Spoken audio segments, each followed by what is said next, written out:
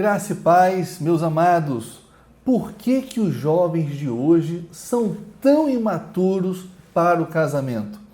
Esse é o segundo vídeo de uma série de vídeos cujo tema é o mínimo que você precisa saber antes de se casar.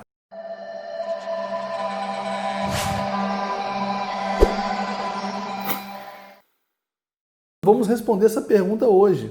Por que os jovens são tão imaturos para o casamento? Bom, pessoal, olha, o que eu conheço de jovens hoje, de 30, 35 anos, que até hoje moram na casa dos pais, não conseguem sair da casa dos pais, não conseguem ter uma independência financeira, não sabem sequer o que vão fazer da vida.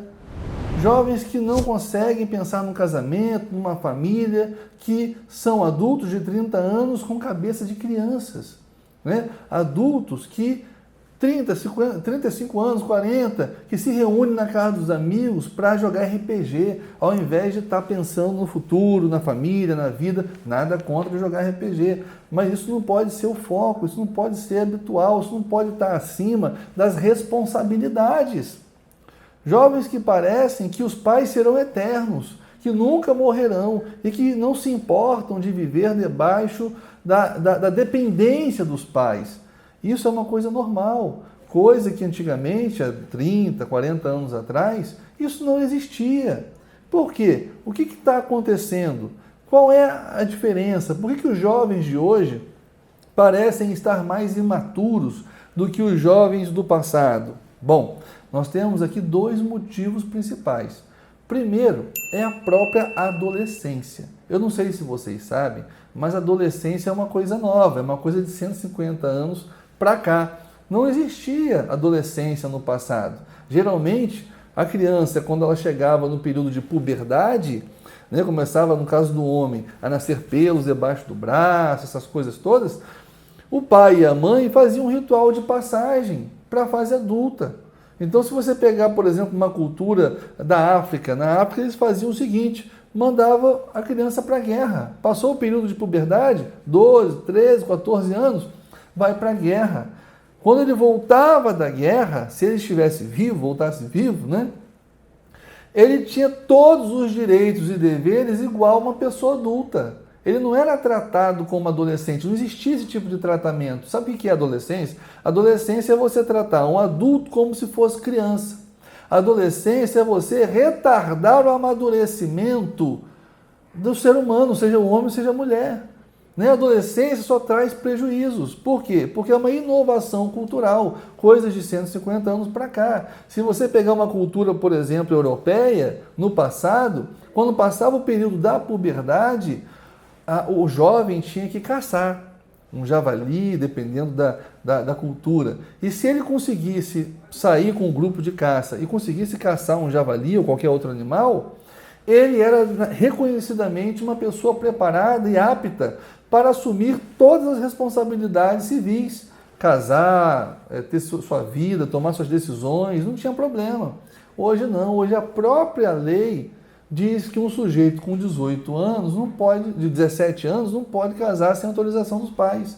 17 anos é adulto. A própria lei, ela vai de acordo com essa cultura, que não é uma cultura saudável. Hoje você vê o papai, vê a mamãe, não deixa o filhinho servir o exército, não. Porque o exército não é lugar para o filhinho poder passar um ano ali, onde na verdade ali no exército ele vai criar inteligência emocional, ele vai se relacionar com pessoas, ele vai ter que buscar autossuperação, ele vai sair de lá com inúmeras virtudes que hoje a vida não está proporcionando, essa vida artificial, essa cultura artificial não está produzindo nos jovens. O exército hoje é a salvação para os jovens de hoje, mas o papai e a mamãe não permitem que o filho sirva o exército, ou seja, essa super proteção que o papai e que a mamãe dá ao seu filhinho de 18 anos, de 19 anos, de 20 anos, de 30 anos, está destruindo os nossos jovens. Os jovens não têm maturidade, os jovens não sabem tomar decisões. Eu atendi um rapaz um tempo atrás, ele tinha mais ou menos uns 32 anos, e ele mora na casa dos seus pais, e o pai dele, inclusive, é pastor também, e ele disse para mim assim, Alexandre, eu não sei o que eu vou fazer da minha vida. Eu não sei o que eu sou bom, eu não sei para que eu sirvo, eu não sei qual é a minha vocação, eu não sei qual é o meu dom, eu não sei nada. 32 anos de idade. Uma pessoa que não tem a mínima capacidade de pensar no casamento, porque se ele não consegue resolver a vida dele, como é que ele vai assumir a vida de uma outra pessoa também? Se ele não consegue ser independente, resolver as suas decisões, a sua vida, como é que ele vai contribuir e vai se responsabilizar pela vida de outra? Não tem condição nenhuma. Né? E quando eu olho para esse rapaz que veio conversar comigo e vejo a proteção que os pais dão, é uma coisa terrível. Né? O irmão dele conseguiu se formar e arrumou um bom emprego. E aí, assim que ele arrumou um bom emprego, ele queria casar. E foi casar. Logo um pouco antes de se casar, eu encontrei com o pai dele e ele no banco. E perguntei: o que vocês estão fazendo aqui? Sabe o que o pai dele estava fazendo? Estava indo abrir a primeira conta do banco do filhinho, com 20 e tantos anos de idade, 27, 28 anos de idade. Como é que um sujeito com 27, 28 anos de idade vai ter a primeira conta do banco e o papai vai no banco abrir a conta para ele? Como é que um sujeito desse está preparado para um casamento, meu Deus do céu?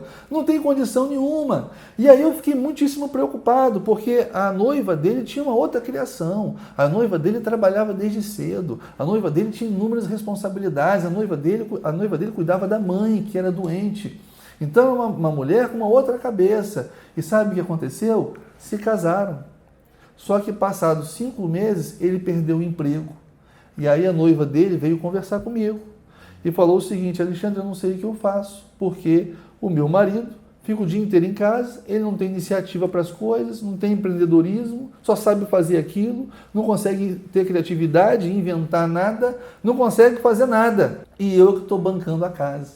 No final, ela estava bancando a casa e o menino ficava o dia inteiro vendo Netflix, né? Quando não ia para a casa do papai e da mamãe, para ficar enquanto a esposa trabalhava. É um cara de pau. Mas por quê? A educação, o mimado é uma criança, é um adulto com cabeça de criança buscando um casamento. Então os jovens hoje estão muitíssimos despreparados, sem a capacidade de discernir, de ter critérios para escolher o seu esposo, a sua esposa.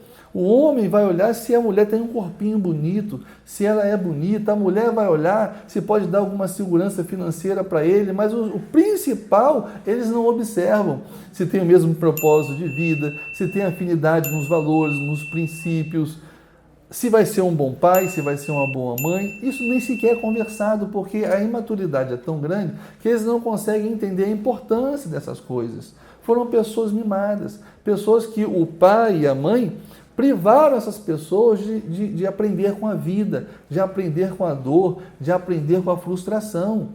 E aí eu queria aproveitar e dizer para o papai e mamãe que está ouvindo esse vídeo: não poupe o seu filho da frustração, não poupe o seu filho da dor, não poupe o seu filho do sofrimento, porque não existe escola melhor nessa vida do que a dor e o sofrimento. Vai ensinar ele a ter resiliência, vai ensinar ele a analisar e a reconhecer e a lidar com as suas emoções. Vai fazer com que seja uma pessoa esperta, uma pessoa que tenha perspicácia nas relações, nos relacionamentos, não vai ser passado para trás, vai ser uma pessoa inteligente, não vai ser uma pessoa recatada, tímida, uma pessoa que não tem iniciativa. Vai estimular a criatividade, a iniciativa, a ousadia, a determinação, a persistência, que são virtudes que só quem tem inteligência emocional tem. Quem não tem inteligência emocional não tem essas virtudes e não consegue empreender, não consegue ter sucesso em nada do que faz.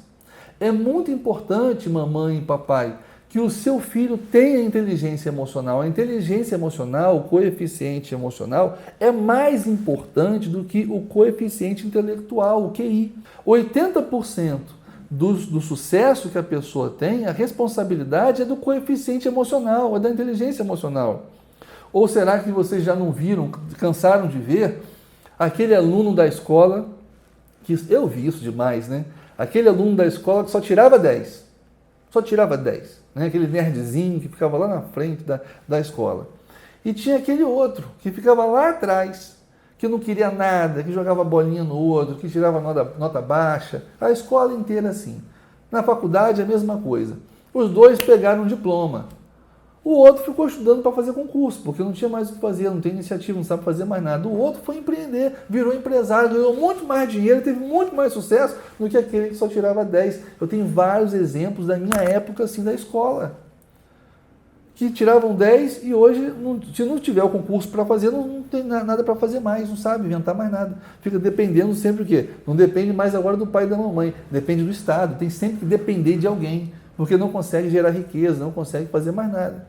E outros que não, só tiravam nota baixa, não queriam saber de estudar, e hoje estão bem-sucedidos. Por quê? Porque o que vai determinar isso não é o coeficiente intelectual, é o coeficiente emocional. E você, papai e mamãe, vocês estão privando o seu filho de produzir inteligência emocional. Os jovens estão, sim, muito imaturos. E é importante que vocês tenham consciência disso. Uma outra questão também que nós devemos ressaltar aqui é o fato a virtualização das relações. Hoje as relações interpessoais estão virtualizadas, é pela internet. Você quer alguma coisa, você não vai na esquina perguntar, você não liga para ninguém, você vai na internet e pergunta. As pessoas não estão se falando, as pessoas não estão se relacionando como devem se relacionar. O relacionamento virtual é artificial, não produz nenhum fruto, nenhum benefício nas relações. É importante que o seu filho, a sua filha, tenha relacionamento para que não aconteça o seguinte: alguns adolescentes que eu conheço hoje, eu conheço e cuido de alguns deles.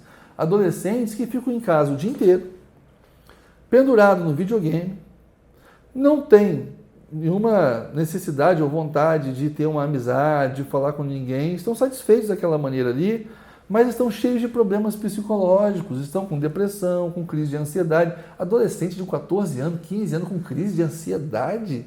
Gente, isso não existe. Bota esse garoto no karatê, bota esse garoto para jogar uma bola, bota esse garoto para jogar uma bola de gude. Não sabe soltar uma pipa, não tem habilidade nenhuma. E pior do que isso, é a parte emocional. Não tem empatia, não tem compaixão, não tem afeição. Sabe por quê? Porque é o relacionamento que vai gerar esse tipo de sentimento e essas virtudes na nossa vida. Se você não se relaciona, se você é uma pessoa que vive no mundo virtual, você é um robô, você é um zumbi emocional. E é isso que muitos adolescentes estão sendo, zumbi emocional.